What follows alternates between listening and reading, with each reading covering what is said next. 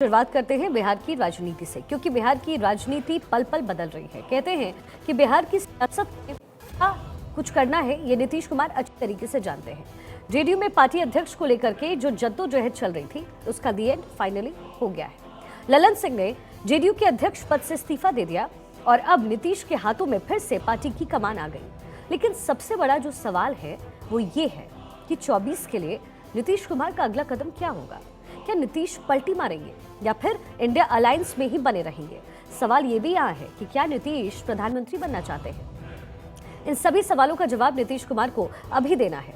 बात आज की अगर करें तो दिल्ली में दिन भर उठापटक देखने को मिली। जेडीयू के राष्ट्रीय परिषद की बैठक में ललन सिंह के इस्तीफा देने के बाद नीतीश ने पार्टी की कमान अपने हाथों में ले ली। अध्यक्ष पद संभालने के बाद नीतीश कुमार ने कहा कि ये ललन सिंह की इच्छा थी। हो रही थी तो हम स्वीकार कर लिया है। फिर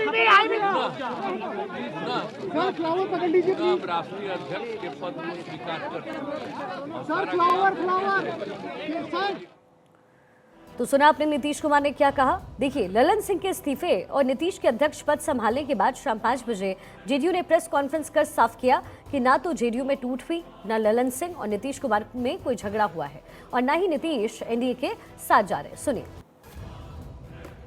जो राष्ट्रीय परिषद की बैठक आहूत थी उसने सर्वसम्मति से राष्ट्रीय कार्यकारिणी के उस फैसले को अनुमोदित कर दिया है जिसमें ललन सिंह जी के द्वारा दिए गए इस्तीफे के बाद श्री नीतीश कुमार जी को सर्वसम्मति से नया अध्यक्ष चुन लिया गया है। लेकिन ना पार्टी टूटी है, ना दोनों में झगड़ा है, ना नीतीश कुमार जी अध्यक्ष बने हैं, हम एनडीए में जा रहे हैं। देखिए, जेडीयू में ललन सिंह के इस्तीफे की स्क्रिप्ट पहले ही लिखी जा चुकी थी और कहा जा रहा है कि इस्तीफा अचानक नहीं हुआ। इसके पीछे कई खेल हैं जो पहले से खेले जा रहे थे। 2024 में होने वाले लोकसभा के चुनाव में अभी कुछ महीने ही बचे हैं और इससे पहले ललन सिंह के इस्तीफे को लेकर के सबसे बड़ा सवाल है कि आखिर ऐसा क्या हुआ कि उनको इस्तीफा देना पड़ा। जो सबसे पहले वजह आधिकारिक तौर पर जेडीयू की तरफ से बताई जा रही है वो दरअसल ये है कि ललन सिंह ने लोकसभा चुनाव लड़ने के लिए अध्यक्ष पद छोड़ दिया। उन्होंने अचानक इस्तीफा क्यों दिया, सियासी गलियारे में इसको लेकर के अलग अलग चर्चाएं हैं। जारी इस्तीफे के पीछे की कुछ वजह। जेडीयू नेता विजय चौधरी ने कहा कि ललन सिंह ने यह प्रस्ताव रखा कि वो खुद चुनाव लड़ने वाले हैं और उनका क्षेत्र में रहना जरूरी है। इसमें उनकी व्यस्तता रहेगी और यही कारण है कि राष्ट्रीय अध्यक्ष पद को संभालने में वो असमर्थ है। दूसरी वजह जो सामने आ रही है वो ये कि पार्टी के नेताओं का ललन सिंह से खुश नहीं रहना। कहा जा रहा है कि ये बात नीतीश कुमार तक पहुंची। नीतीश कुमार इससे पहले सभी विधायक, विधान पार्षद, सांसद, पूर्व विधायक, पूर्व विधान पार्षद के साथ बैठक करते रहे, पार्टी के अंदर की बातों का जायजा लेते रहे और हो सकता है कि एक कारण इससे भी जुड़ा हो। अब बात करते हैं तीसरी वजह की। सबसे तार्किक वजह जो अभी फिलहाल नजर आ रही है और वो है कि लालू तेजस्वी से ललन सिंह की बढ़ती नजदीकी। दरअसल अहम बात इसमें यह है कि नीतीश कुमार अपनी पुरानी गलती को दोहराना नहीं चाहते हैं और उन्होंने ललन सिंह से इस्तीफा लिया और इसका एकमात्र कारण ये भी हो सकता है कि इन दिनों ललन सिंह की लालू प्रसाद यादव और तेजस्वी यादव से नजदीकी कुछ ज्यादा ही बढ़ गई और पार्टी के नेताओं के साथ उनका रवैया सही नहीं है। इंडिया गठबंधन की एक बैठक में ललन सिंह कांग्रेस की सभी बातों में हामी भर रहे थे जो नीतीश कुमार को पसंद नहीं आया और उस समय भी नीतीश कुमार की नाराजगी नजर आई। ऐसे में साफ है तस्वीर कि ये सब कुछ अचानक तो नहीं हुआ है। सियासी गलियारे में इन सारी बातों की चर्चा पहले से ही हो रही है। जेडीयू में हुए सियासी बदलाव का असर अब आरजेडी पर जाहिर तौर पर दिखने लग गया है, खासकर बिहार के डिप्टी सीएम तेजस्वी यादव पर। तेजस्वी यादव ने नीतीश कुमार को अध्यक्ष बनने पर शुभकामनाएं दी, लेकिन उनके हावभाव बदले हुए वहां पर साफ तौर पर नजर आए। जेडीयू में सियासी बदलाव का असर तेजस्वी यादव पर साफ साफ नजर आया। उन्होंने अपना विदेश दौरा रद्द कर दिया। 6 जनवरी को तेजस्वी यादव को ऑस्ट्रेलिया और न्यूजीलैंड के दौरे पर जाना था। बताया जा रहा है कि बदले सियासी समीकरण के बीच तेजस्वी ने अपना दौरा ही रद्द कर दिया है। तेजस्वी यादव का विदेशी दौरा रद्द होने के बाद सियासी गलियारों में कई चर्चाएं शुरू हो गई हैं। सूत्रों की अगर माने तो तेजस्वी यादव फिलहाल नीतीश कुमार के पटना लौटने का इंतजार कर रहे हैं। नीतीश कुमार के पटना लौटते ही तेजस्वी यादव उनसे मुलाकात करेंगे और आगे की रणनीति पर चर्चा करेंगे। देखिए, बिहार की सियासी हलचल पर केंद्रीय मंत्री गिरिराज सिंह ने क्या कुछ कहा है। उन्होंने कहा कि नीतीश कुमार मुख्यमंत्री हैं लेकिन कुछ ही दिन के। लालू जी तोड़फोड़ की सरकार बना लेंगे और नीतीश कुमार देखते रह जाएंगे। क्या कुछ कहा उन्होंने, सुना देते हैं। चलिए, तो जो कुछ भी उन्होंने कहा गिरिराज सिंह ने, हमने आपको बताया। लेकिन अब आगे और बढ़ते हुए लोकसभा चुनाव 2024 की तैयारियों में जुटा विपक्ष एक बार फिर से बिखरता हुआ नजर आ रहा है। प्रधानमंत्री नरेंद्र मोदी को हराने के लिए बनाए गए जो दल है उसके इंडिया गठबंधन में अब तक सीट शेयरिंग को लेकर के किसी भी तरह की बात नहीं बन पाई। अभी तक कुछ भी तय नहीं हो पाया और इसी बीच तृणमूल कांग्रेस ने इंडिया गठबंधन को तगड़ा झटका दे दिया। तृणमूल कांग्रेस की प्रमुख और पश्चिम बंगाल की मुख्यमंत्री ममता बनर्जी ने उत्तर 24 परगना जिले के चकला में एक रैली से लोकसभा चुनाव अभियान की शुरुआत की है। इस दौरान उन्होंने इंडिया गठबंधन को झटका देते हुए कहा कि इंडिया गठबंधन बीजेपी के खिलाफ पूरे देश में लड़ेगा, जबकि बंगाल में वो अकेली बीजेपी के खिलाफ लड़ने वाली है। इंडिया জোট সারা ভারতবর্ষে থাকবে আর বাংলায় তৃণমূল কংগ্রেস লড়াই করবে। মনে রাখবেন, বাংলায় তৃণমূল কংগ্রেসই বিজেপিকে শিক্ষা দিতে পারে, সারা ভারতবর্ষকে পথ দেখাতে পারে, অন্য কোনো পার্টি নয়। तो ममता बनर्जी की टिप्पणी पर कांग्रेस ने क्या कुछ प्रतिक्रिया दी है वो भी आपको सुनवा देते हैं।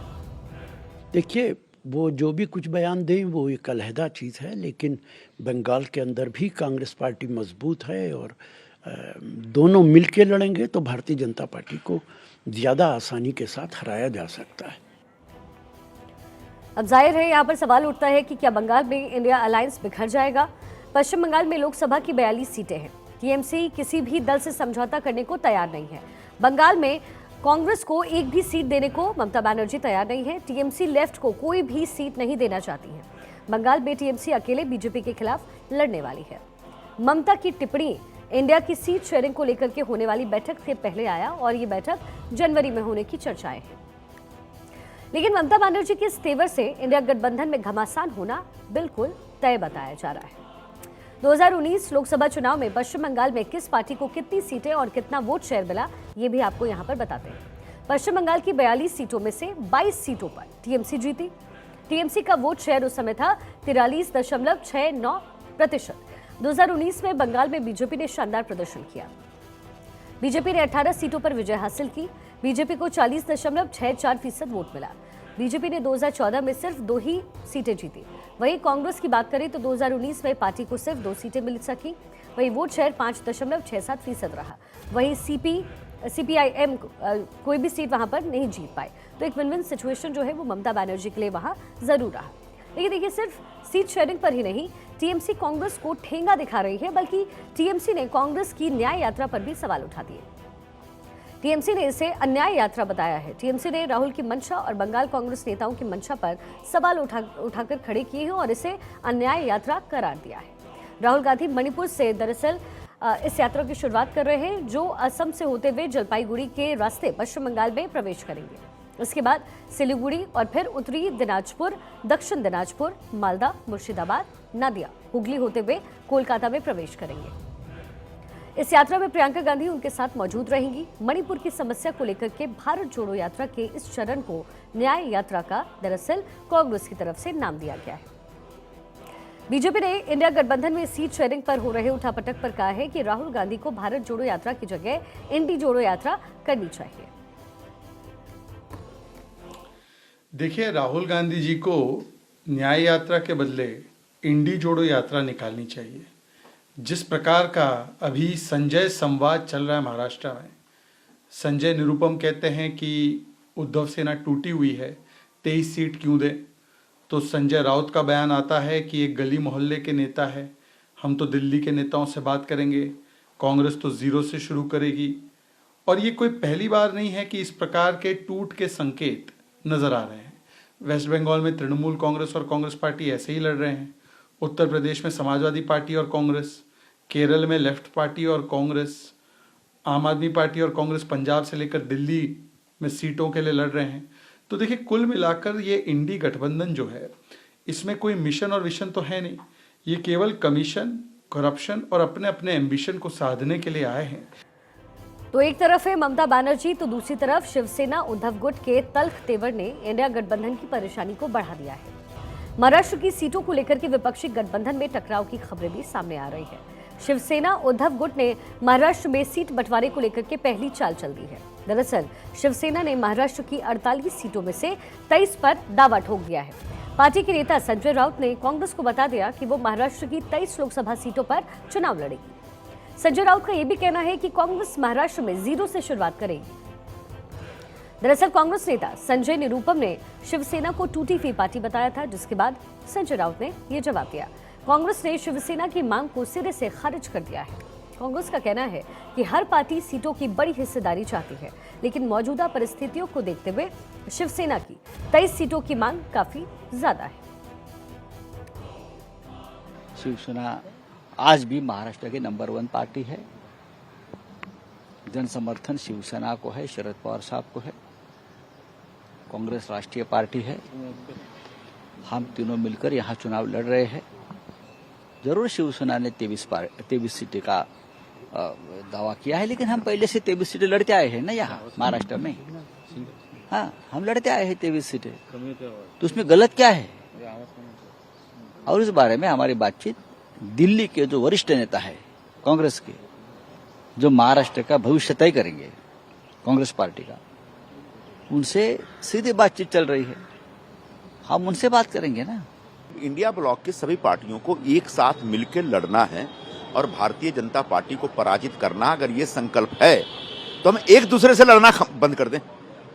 शिवसेना ने जिस तरीके से, मैंने अखबारों के जरिए देखा कि जिस तरीके से डिमांड की है कि 23 सीटें चाहिए, 23 सीटें बहुत ज्यादा होती हैं। आउट ऑफ 48 23 सीटें आपको दे देंगे तो हम क्या लड़ेंगे? एक बहुत बड़ा सच ये है, जो कि दुर्भाग्यपूर्ण है पर सच है, कि पिछले 1-1.5 सालों में शिवसेना बुरी तरह से बिखर गई। देखिए, महाराष्ट्र लोकसभा चुनाव 2019 के नतीजे क्या कुछ रहे हैं। वहां पर कुल सीटें 48, बीजेपी को जो सीट मिली वो 23, वोट शेयर मिला 27.84%। शिवसेना को जो सीटें मिली वो थी 18। और वोट शेयर को लेकर के भी लगातार यहां पर जो तस्वीरें सामने आई, उसके बाद जाहिर है महाराष्ट्र की जो सियासत है वो और तूल पकड़ती हुई नजर आ रही है।